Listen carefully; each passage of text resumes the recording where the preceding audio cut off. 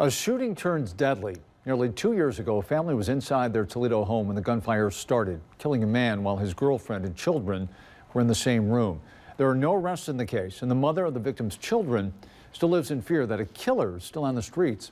Here's I-Team reporter Christina Williams with this week's Case Files.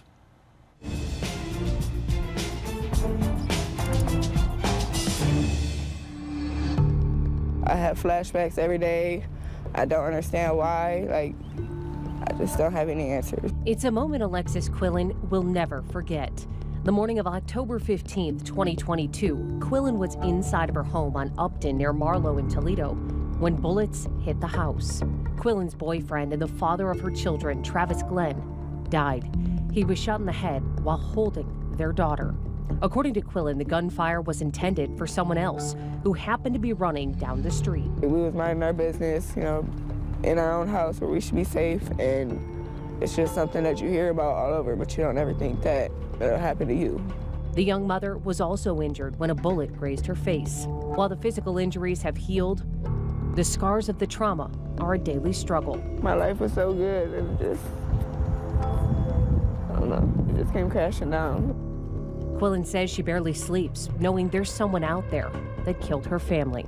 I just can't help but think, why? And, the detectives, they say that they have the evidence that they need, but it's still, no answers, no updates, no nothing. I just don't even understand, She visits the cemetery often to talk with the father of her children.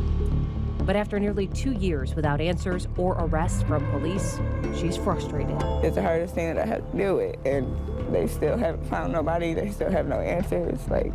It's almost 2 years, and my worst fear is them not finding the killer and the case just going cold. And that's just not something that I want to deal with.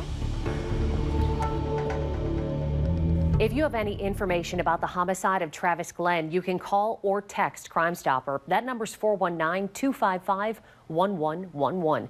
You could be eligible for a cash reward. And if you have an unsolved case that needs attention, email me, casefiles@13abc.com. Reporting for the I-Team, Christina Williams, 13 Action News.